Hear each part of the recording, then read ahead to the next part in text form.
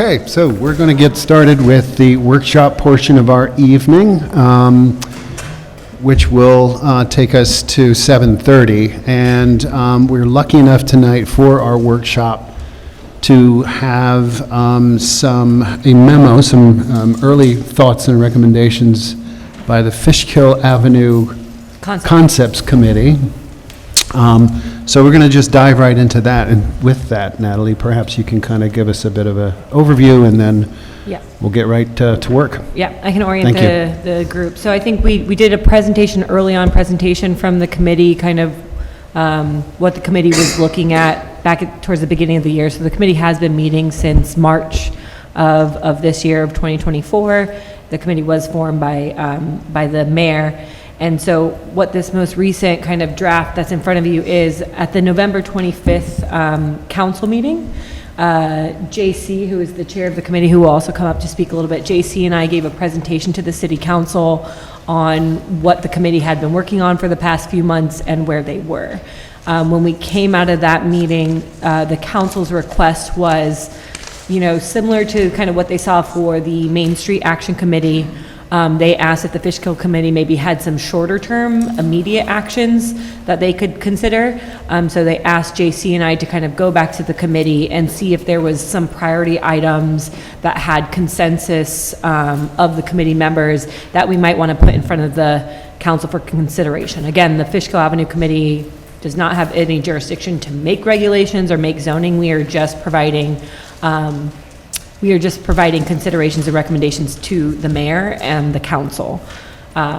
So I think that's what this letter is. This is, and I can go through, I think with this body, there's two items in here that have to do with other kind of pedestrian infrastructure and litter and things like that within the corridor. But I think what we want to talk about with the planning board specifically is the zoning and land use recommendations, as you guys are kind of the expert with the zoning code.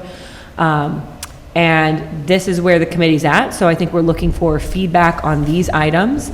If you have comments or things that you want the committee to consider. And then if you think like something's missing from this that either needs to maybe be one of the priority recommendations or maybe make it into our full report, we're open to that. And just so you know, the timeline here is, this is a draft document that the committee has been workshopping. We want to have this conversation with the planning board and get initial feedback. The committee is meeting again January 8th, the second Wednesday of the month in January. We'll kind of, as a committee, review any comments we receive from the planning board tonight, talk about how we want to integrate those, and then eventually finalize this document, and this will get sent to the council for them to consider making potential changes to the zoning code. So, quick question on that. You mentioned priority, right, which we'll be sort of talking about tonight.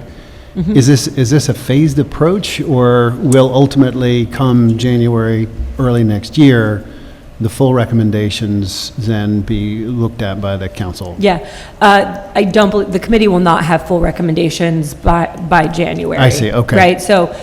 These are some things that that the committee had consensus on. I see. Okay. And so that's why they've kind of been pulled out as priority. I will just say there's a number of things that didn't make it into this draft memo that the committee is looking at, like access points to the future rail trail, appropriateness of ground floor residential uses, bike infrastructure, building heights and protection of public scenic view sheds. Those are things we're looking at. We just don't have items yet that we feel comfortable as a committee putting before the planning board or the council. So I think it was intended for there to be a final report, and then just with the request from the council, we've kind of prioritized some conversations. Okay. And then I see JC here. How you doing? I just wanted to say thanks for volunteering and for all of your time, as well as to the rest of the committee, if there are other committee members here. If we can invite JC up to the podium. Yeah, come on up. While we go through these and have the conversation. Please do. And actually, before we start with like the substance of the discussion, I just want to follow up on Natalie's summary just with, some legal guide rails, the boring stuff. Wouldn't be a meeting without that. Yes. Right. Thank you. So I just want to remind both the planning board and the Fishkill Avenue Concepts Committee. I always want to say Fishkill Avenue Creek Committee. Concepts Committee, we're not here to talk about specific applications. Thank you. Right? We're here to talk about just general concepts. It would not be appropriate to have conversations or examples about specific applications. We can certainly have that general discussion without those references. And it's, more than appropriate, the Fishkill Avenue Concepts Committee. is- Fishkill Avenue Creek concept. We can just say the committee, the The Fishkill Avenue committee. Committee, yeah. I'll take out a C. is doing a good job by doing their due diligence to, solicit feedback and recommendations from other boards and committees of the city, so including the planning board. So I think this is an important step in the committee's work, and I think this will be a good discussion. Great, thanks. Okay, so jumping in, so going down to the zoning and land use section. So the committee's been doing a lot to kind of evaluate the corridor, from doing everything from kind of walkthroughs along the corridor. We did a lot of public engagement back in the summer where we had kind of pop-up tablings at the tracks on Fishkill Avenue during weekdays to capture employees to the corridor, during weekends to capture residents and visitors, as well as talking to property owners along the corridor, folks who have approved projects, as well as like potential projects. So we've been doing a lot of due diligence, and these are some of the things that kind of, I think, rose to the top. So one use that's currently permitted in a few of the corridor, or a few of the zoning districts along the corridor is self-storage. And so why the committee is focused on self-storage is, although there is a need for these facilities, right, as dictated by them kind of being prevalent in a number of communities, and in fact, there is one self-storage in a reused former brick factory building in this corridor.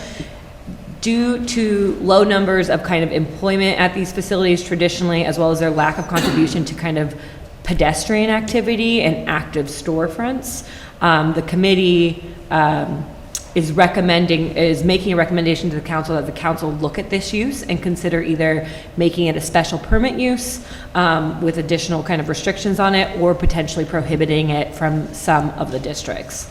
And so, I did a disservice by I jumped over a little bit at the beginning where the committee's kind of talking about the vision for the corridor. And I think it is, it's not a Main Street corridor, but it is definitely, I think what the committee is looking at is opportunities for this to be more of a mixed-use commercial corridor that definitely has a improved pedestrian environment that it currently has, so that it is not just seen as a place you drive through, but rather that a place that you potentially come to either by bike or car, park, and get out and walk around. And so that's why when we're talking about vibrancy of storefronts and things like that, that's where that comes into play. So that's one of the recommendations. The other one, the committee has similar concerns regarding fast food and quick service uses because of the focus on the auto-centric design and some concerns around pedestrian safety created by additional traffic or turning vehicles, or an increased number of vehicles kind of entering and exiting a site within business operations.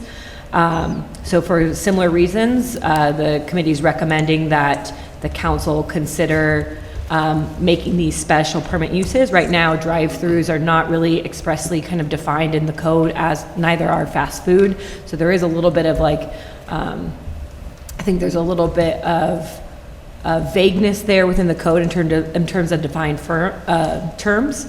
So I think that's a recommendation to kind of define those, and then consider applying, again, special permit and stringent design regulations to those things to think about pedestrian safety and or consider prohibiting them.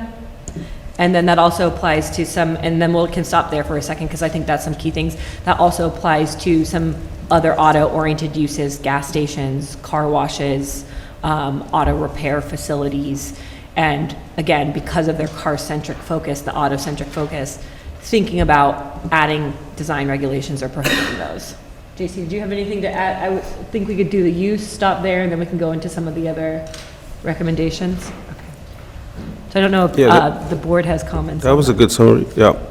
So again, those are our zoning land use recommendations. We've been studying other things, but we're not necessarily zoning per se.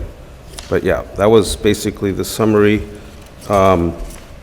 We noted in a recommendation 7, just our continued support for connections to the future rail trail. But that, and so we've been discussing ideas of easements and so forth, things like that. I guess I might as well jump in and just say the one other recommendation that's currently made it into this priority, because it's the one that's left out, is requiring that parking be set back behind the front facade of the building. So either behind a building, to the side of the building, and if it is to the side, then having either like a low wall or landscaping to kind of shield that. And along with that, potentially reducing the setback. Right now, you have a minimum setback within the GB district of 15 feet. So potentially reducing that minimum to something like 10 feet so that you would, or less, so that you kind of get buildings and landscaping set up more towards the, towards the street rather than kind of set back behind parking. And again, that again starts to address some of these concerns of what it feels like as a pedestrian to walk along this corridor and not feeling like you're surrounded by kind of vacant space, but instead there's buildings with folks inside them, either at the business or residential, that are activating the pedestrian space. Yeah.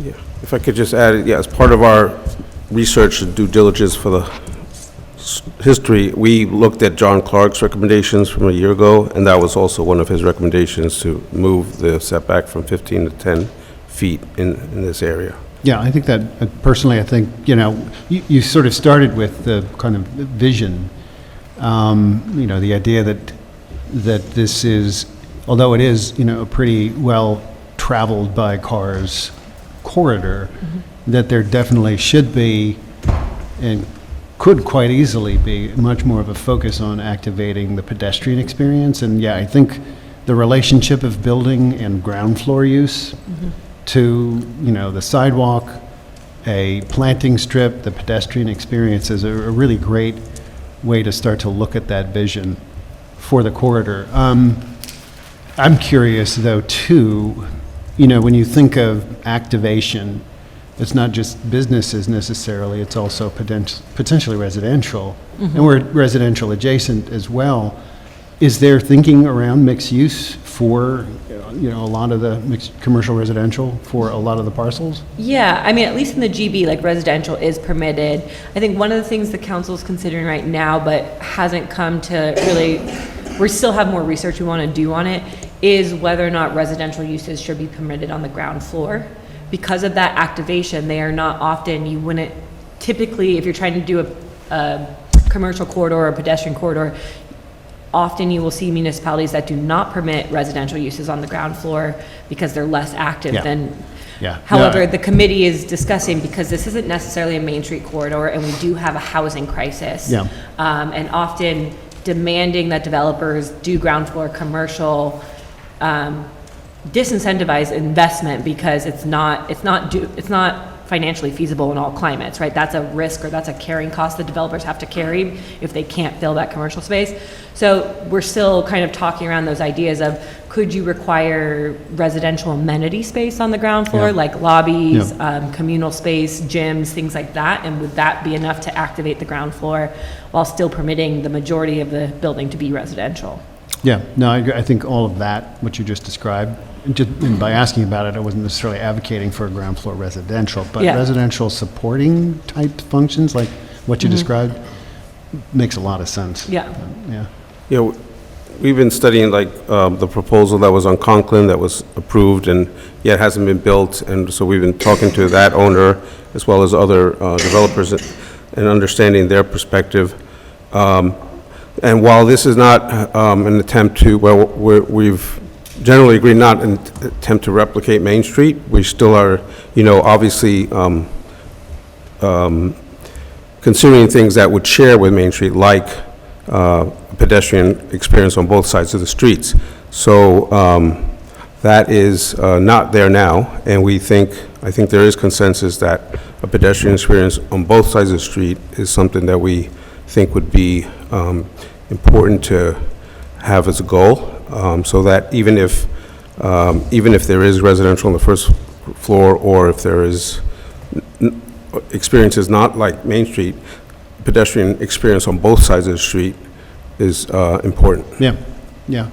with the sidewalk. Yeah, I personally haven't read the full scope of the memo just yet, but I'm just curious about, this idea of potential traffic calming elements. Has the committee at this point thought about those types of things, and do they make their way into some of these recommendations?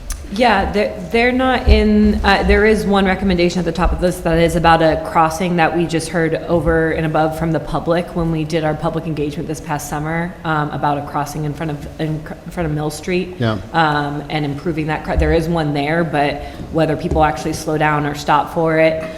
So that made it in there, and then I think largely outside of that on the committee, we're looking at kind of street improvements, complete street improvements, such as potentially on-street parking, landscaping, potentially bike facilities, sidewalks on both sides, all of those things that narrow the driver's experience, Yeah. which has been shown to be the #1 way to make drivers slow down, Yeah. right? You can post whatever you want on a sign in terms of what the speed limit is, but drivers will drive as fast as they feel comfortable driving, and that often has to do with the width of the road. Yeah, So calming bringing effects, buildings yeah. up, thinking about on-street parking, things like that, the committee's definitely been talking about that as traffic calming for the corridor. Yeah, and when you think about that, it obviously plays into this idea of, this sort of pedestrian-related experience, the ability to cross easily and comfortably, slower traffic, yeah, so Yeah, it all plays in. absolutely. Yeah. So one of the things that we learned, go ahead, you have a question? Sorry, just to what Natalie had just said. I remember reading, and I'm putting this as a question, because I just remember reading this somewhere, that there was a similar effect with traffic slowing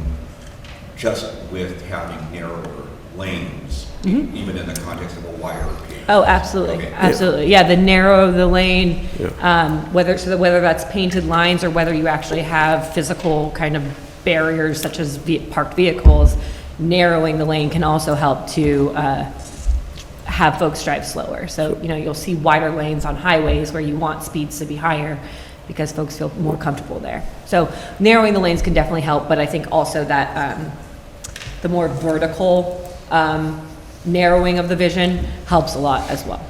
You'll usually see that in construction sites where Jersey barriers are put up along the lanes. Lane is still the same width, but because of that obstacle being there, people greatly reduce their speeds. One of the things, David, we noticed in the WSP plans that were drawn for the work being done right now on Fishkill Avenue is that the engineers showed a 10-foot-10 lane. And right now on Fishkill, predominantly, it's between 11-foot-6 and 12-foot lanes, typically around 11.9. So it's about a foot thinner proposed in those drawings for the lanes. And that was, we were told, in an effort to calm the traffic. Nice, okay. So just as far as your kind of a quick summary of the committee's major recommendations at the moment. You had summarized some of them, looking at, this idea of self-storage as a use. The idea is that the recommendation would be, by the committee to the council, would be to limit or somehow make that use a special use. Yeah, and so that goes for a few of the different uses that are in there, right, that are more auto-centric. Right, like you mentioned, auto wash and Yeah, I gas have station. a question about that, and that is just, if auto repair and auto body work becomes prohibited or special permit use, where would we accommodate those things? Because there's not, that's a big, that corridor has a lot of industrial zoning. There's a little bit of industrial down by the train station, but it's a very small area. I can think of 3 auto repair shops that are in the R15 district around Main Street, like on Verplank, on Chestnut. I don't know if those are existing non-conforming uses, where if they stop, then they're out of there. And so I don't know how far the zone along Fishkill Avenue that this corridor is would consider prohibiting them, but I'm just thinking for a second, where would we accommodate those uses in the city if we prohibit them here? It's a fair point, and it's the same thing the committee's thinking about with industrial uses, right? This corridor has a lot of larger kind of industrial uses, and if they are prohibited from here, where else are they permitted? They're gonna go nowhere. In the city, and I think that's a trade-off that a lot of communities are facing right now of allowing for these businesses that provide services for residents both in this city as well as neighboring cities versus the effect that they have on the walkability of a corridor or the desirability for residential uses on a corridor and things like that. So it's, But there's also tax-based considerations too, right, for eliminating industrial properties? yeah, I mean, I think most people would argue that a mixed-use building with residential and ground floor commercial is going to give you much more ratables than industrial use, but not always. It depends on how your assessor is looking at each of those buildings. But yeah, that has been discussed by the committee as well. So it's a point that we've been looking at and considering, and I think something that would have to be discussed further with the council and whether they decide to move forward with that recommendation. I think the committee's making a recommendation based on the pedestrian experience in this corridor and what has been left out of this corridor. But there's definitely aspects like that to weigh against it. So I think it's a good point I can take back to the group. Thanks. Just to remind everyone, the corridor that we've been looking at is essentially from Ron's to Prospect, which is, where Fishkill, and in that strip, it overlaps about 4 different zoning districts. So we're not necessarily, these prohibitions wouldn't necessarily apply to all of them, right? So HI or the other industrial districts wouldn't necessarily, we're not necessarily saying that, at least at this point. I think we're just referring to the GB district, right, for the car. That's a hard, Yeah. I mean, it's a good point. The committee hasn't made a decision about whether we are going to be proposing tweaks to the existing zoning districts or doing one new zoning district and what parcels. So it's kind of hard, and I think right now, some of the recommendations are made specifically for GB, some are GB, along the yeah. corridor. So we're trying to be sensitive to the fact that, there'll still be a variety of experience, of zoning opportunities. But again, we're still reviewing these things. Nothing has been finalized in our mind. No. Thanks. So what the timeline again, you're taking these recommendations, these early priorities to the council when? We wanted to Sure. follow up with feedback from the planning board tonight, initial feedback. The Fishkill Committee meets again on January 8th, In January, and that's where okay. we would potentially finalize a memo to then be forwarded to the council. So it won't be until January. Okay. So if the board wants to take more time and look it over and then send recommendations to the committee. And again, Yeah. it's this letter, and then there's the much longer extent of the full report, which I think we're obviously still trying to get done in the first half of next year, but it won't be It's in done our by email. January. Yeah, okay. Yeah, I think, I don't know, I'm just going to speak for myself, but I think it would behoove us to take a little bit more time before we share our thoughts as a board back on these initial recommendations. I'm curious, JC, just from the standpoint of the committee, are there any elements of your series of early recommendations now that you want to highlight for us for any specific feedback, or you're just looking for feedback in general? I'm just curious if there's anything on your mind that you could specifically use our help with, or would like specific feedback on. Just curious. I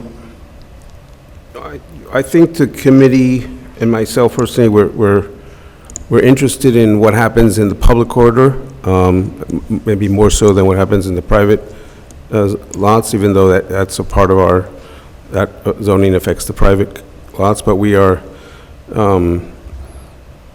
feel that the public corridor is obviously a continuous area that will hopefully be influenced positively by our recommendations. So any development that encroaches into the public corridor could, challenge the proliferation of any kind of recommendations we have. So, yeah, it makes a lot of sense that some of these early recommendations are doing just that. They're sort of setting the framework around that, that public element, the public aspect of the corridor. Makes a lot of sense. So, Okay, so I think we'll figure out timing on how we as a board come together to sort of memorialize our thoughts and recommendations. Any, around the board, we still have a few minutes, any early thoughts to start to help form that?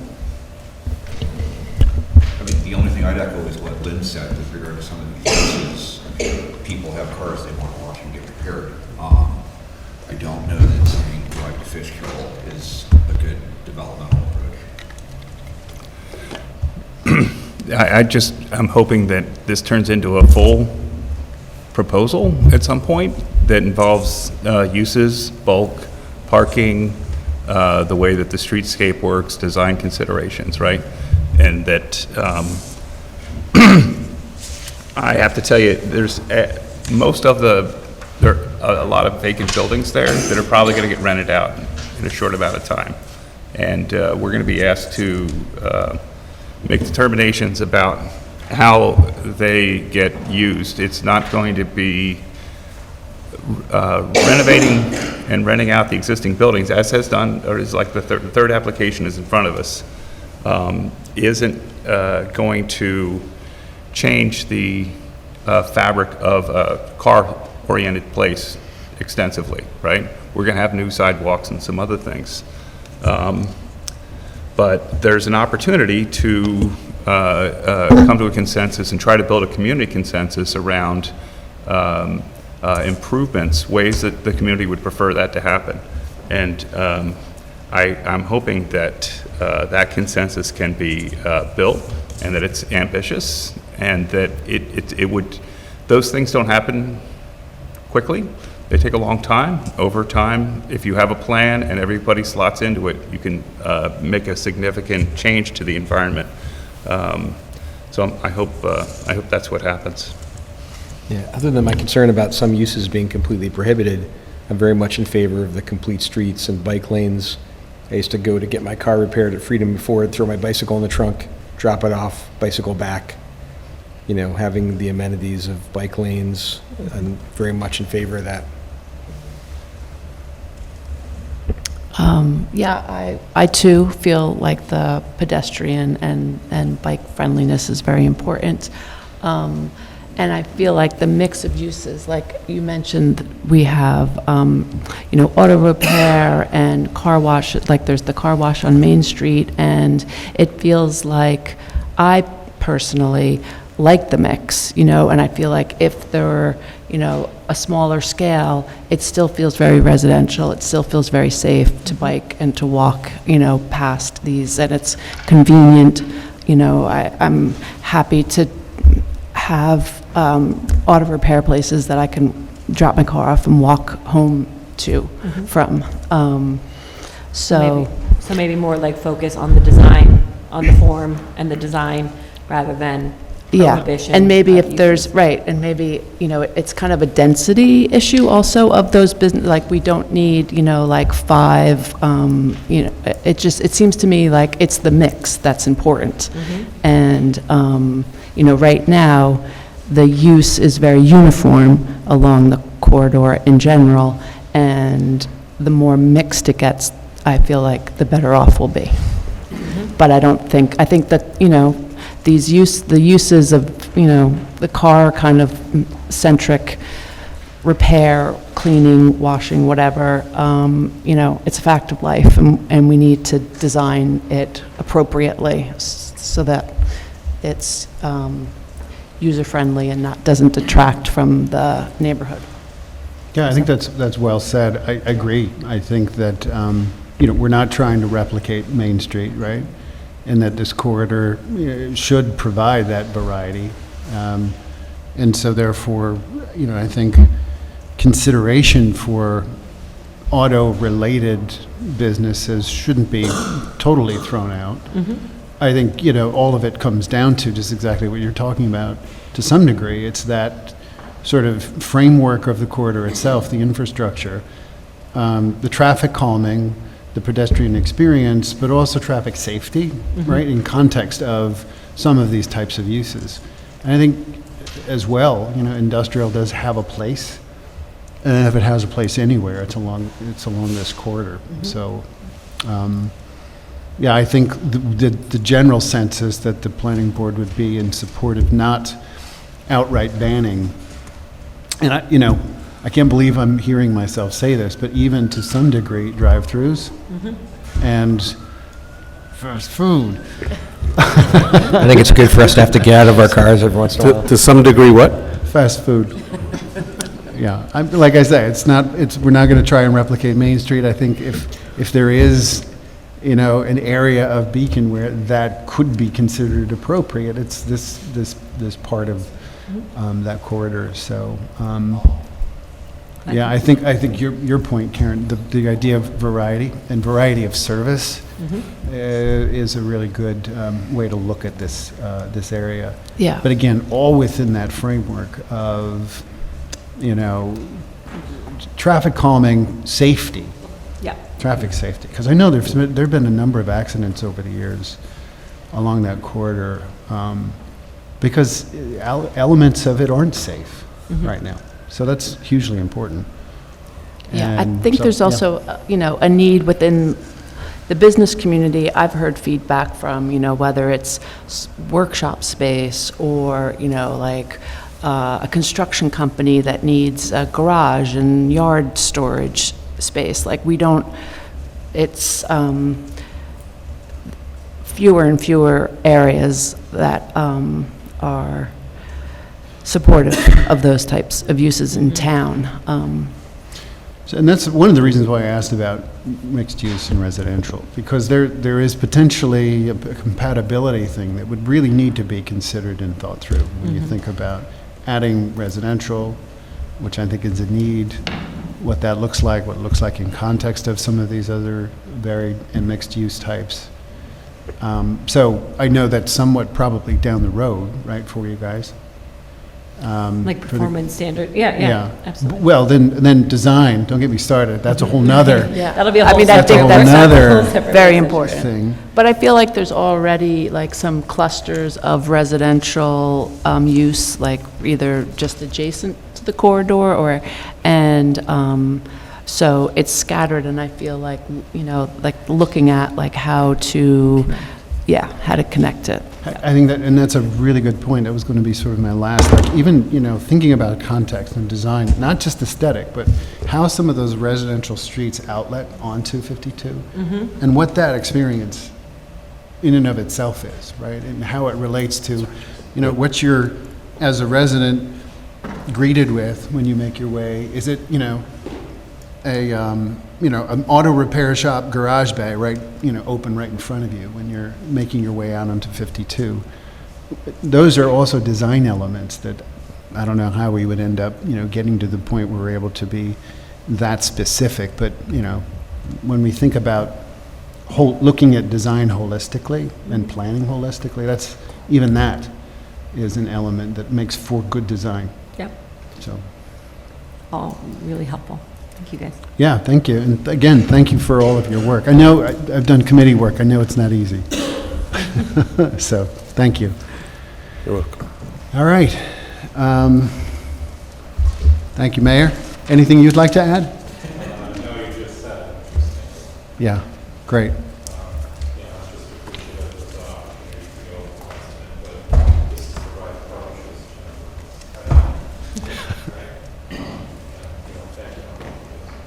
Great. You too. Thank you, Mayor.